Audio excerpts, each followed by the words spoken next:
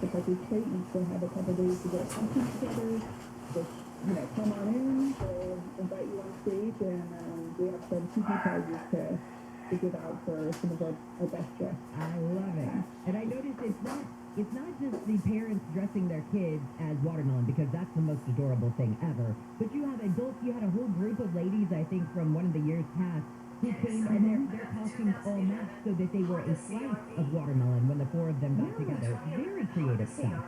So creative. Yeah, so we have from infants, to 100 years old. The girls put together something like puzzle piece when we all stood together, it created a giant watermelon. It was really creative. And then we had someone else who came and she had painted her entire body like a watermelon. It was like no skin in sight you could see. Wow. Super creative. And then people who also just have a fun watermelon shirt, throw that on, and head over. So it's everything. All right. And of course there is barbecue that's going to be there. And nothing says summer to me like a good slice of watermelon and some barbecue. Thank you so much, Julianne, this morning for coming on. And again, so this is the California Watermelon Festival. That is this weekend, the 11th and 12th, 10 a.m. to 10 p.m. at the Hanson Dam Soccer Field. Have a wonderful time out there this weekend. Thank you. All right, see you later. When we come back, we're going to talk with ABC's Jim Ryan, because now you've got Attorney General Merrick Garland, who has said, I have put together my own little team that's going to center off to Uvalde, Texas, and figure out what in the world went down during that school shooting. So he's got 9 people who are going to do this critical incident review of the mass shooting that killed the 21 people at Robb Elementary School. And I know if you're like me, you still have so many questions about how in the world everything went down that day the way it did. So that's coming up in just a second. Slow on the 91, at least I know things are normal next. Well, that's definitely the case, Jen, on the westbound side. As folks are making their way out of the Riverside area from as far back as Tyler, heavy stretches of slowing for the drive right now. As folks make their way to the 241 toll road, also getting reports of a possible problem on the westbound side of the 91 near Lincoln or Grand, Main Street, just past the 15. If you have an update on this problem or anything else slowing you downtown 215 on your cell phone, keyword, it's KFI traffic. Moreno Valley 215 north, seeing delays for you from Texas as you make way past the merge of the 60 toward UCR and the Riverside interchange. KFI in the sky helps get you there faster. I'm Nick Collin-O'Keene. As parents, we've done everything possible to protect our kids from COVID-19, from using hand sanitizers to masking up. But now we have the most important tool, vaccines. They help protect our children and the entire family. And it's okay to have questions. Ask your doctor about the COVID-19 vaccine for your child, or visit vaccinateall58.com to learn more and find a vaccine near you. Brought to you by the California Department of Public Health. SoCal weather from KFI. Let me just say hot. I'll fill in the blanks. Partly cloudy today with highs in the low to mid 70s at the beaches, low 80s for Metro LA and OC. We have a heat advisory that starts at 10 this morning in the valleys and the IE, and that's where highs today are expected to be in the mid 90s to low 100s. And I wish I could say, and we'll start to cool it down tomorrow, but I don't see any cooling in our forecast until about Sunday. We lead local, live from the KFI 24-hour newsroom. I'm Jennifer Jones-Lee. As the experts in transmission for over 50 years, there's nothing at AMCO we haven't heard. When I hit the gas, It's just a belt. And nothing we can't fix. It's going... What's that? From transmissions to brakes and everything in between. No credit? Finance your repair at AMCO. Exclusions apply, may not be combined with any other offer. Limited time offer at participating centers only. People who know go to AMCO. AAMCO. Pool season is here, but open roads keep you underwater? Check out Indeed. Their powerful hiring platform makes it easy to attract, interview, and hire candidates. Visit Indeed.com/credit and get $75 towards your first sponsored job. Terms and conditions apply.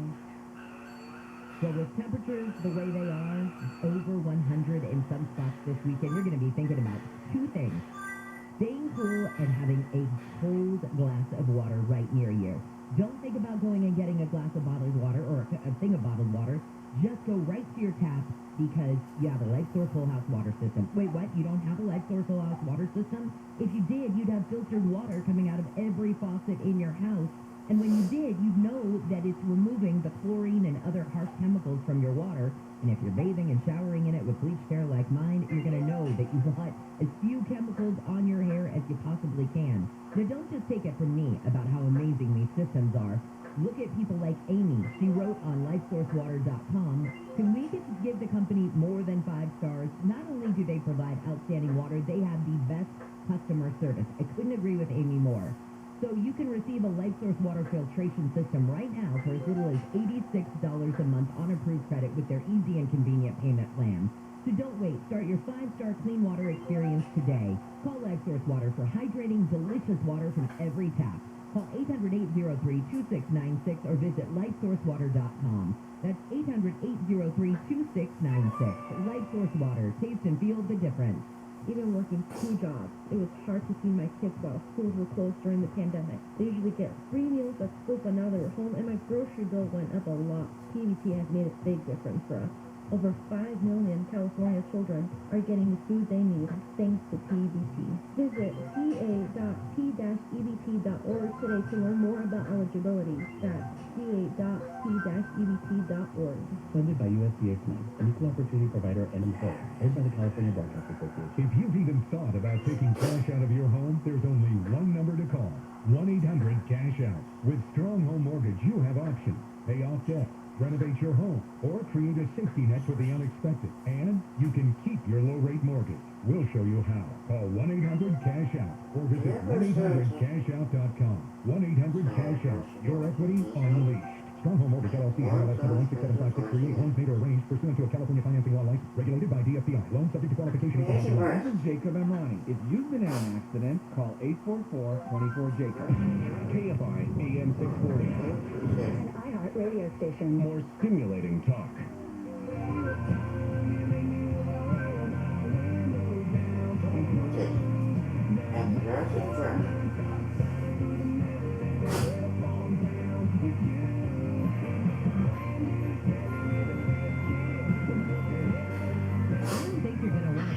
With your windows down until maybe Sunday, because we have got a massive heat wave that is here. KFI AM 640 live everywhere on the iHeart Radio app. This is your wake-up call on a Thursday morning. Your weekend is right around the corner. I'm glad you're here. I'm Jennifer Jones-Lee, and talking about that heat wave that's going to bring several days of high temperatures, even some possibly dangerous conditions in some areas of SoCal. Todd Hall with the National Weather Service says a heat advisory will be in effect in the valley starting at noon tomorrow. The Antelope Valley will have an excessive heat warning starting at 10 tomorrow. It'll stay in effect until Sunday night, and we do have a heat advisory going into effect at 10 this morning until 8 tomorrow in the valleys and the IE. Governor Newsom's taking action against baby formula price gougers. UCLA professor Chris Tilley says price increases for some product shortages can be good for regulating the supply, but he says the same cannot be said for formula because babies need it. At least 4 people have been killed following the crash of a Marine Osprey in Imperial County. The crash was reported yesterday afternoon southeast of the Salton Sea. Officials say there could have been as many as 5 people on board. First responders from Imperial County initially reported there were radioactive materials on board, but the Navy quickly denied that. Let's say good morning now to ABC's Jim Ryan. Jim, so many of us are still so confused and kind of in the pit of your stomach angry about what went down in Uvalde, Texas at the school shooting that killed 21 people at Robb Elementary School. And so I think it's kind of a relief that you've got U.S. Attorney General Merrick Garland saying, you know what, I'm putting together a team, and all these people are going to do is put their eyes on a just critical incident review of what in the world did go down that day. Yeah, I think if you're angry about it, you can only imagine how the folks in Uvalde feel about it. The families of those who died, the 19 kids and 2 teachers who were killed during that mass shooting on May 24th. Again, the information has been hard to come by. Accurate information even harder to get. As you heard from the local police on the very first day, the school district police chief who was in charge, who was the incident commander, has kind of dropped off the map. The Texas Department of Public Safety and the Texas Rangers have stepped in to launch their own investigation, but they say they're not getting much cooperation from the local police or the school district police chief. Now the Justice Department is stepping in through its community-oriented policing services, COPS. They're sending a 9-member team to Uvalde to take a look at the police response. What went right, what went wrong. This is not intended to result in any kind of criminal charges against anyone.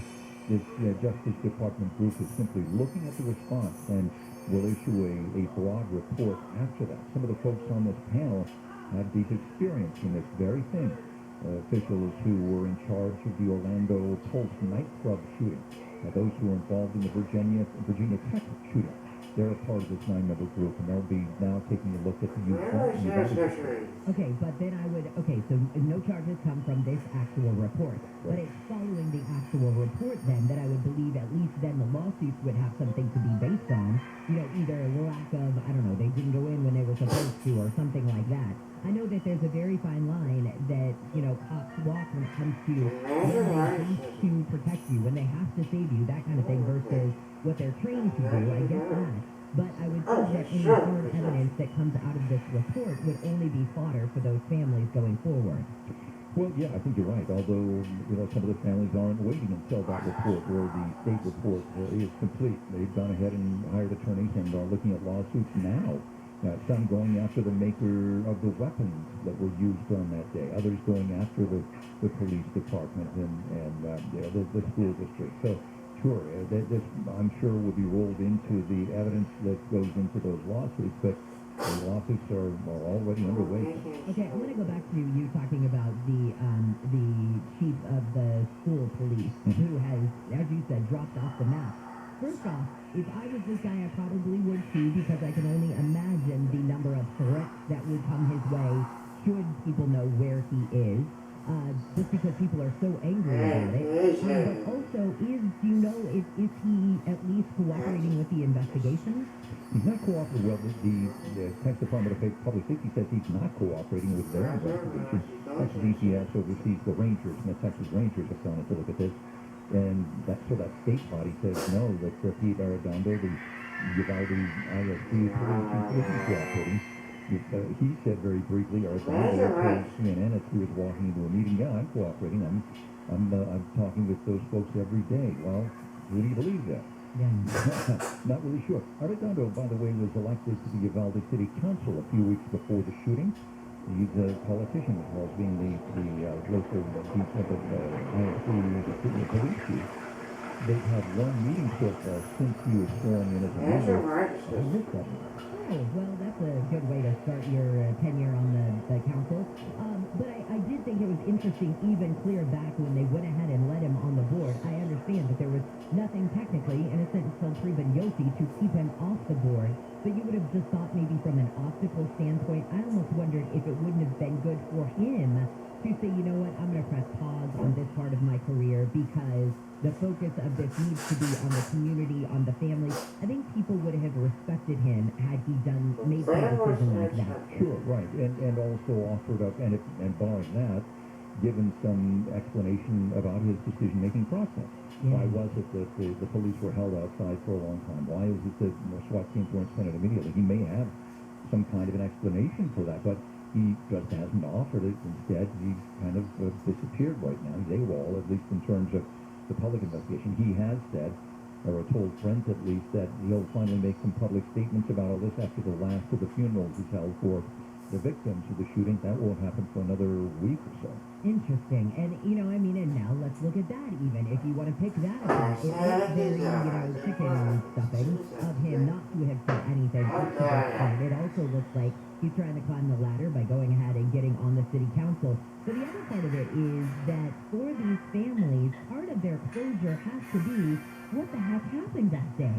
They need those answers. And for him to sort of withhold that, even though they're, burying their loved ones and hopefully, putting them to rest at peace, there's no peace for those families until they hear from the person who was in charge that day why the decisions were made that were made.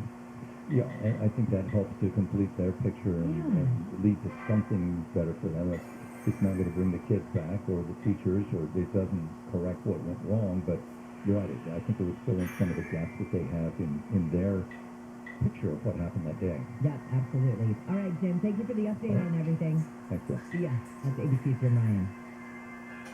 In Detroit, the Alexander's actions are not, in my mind, helping him at all. The one thing that most of us who are taught as kids in the United States have never accept the consequences, And that's all, right? And how about it is,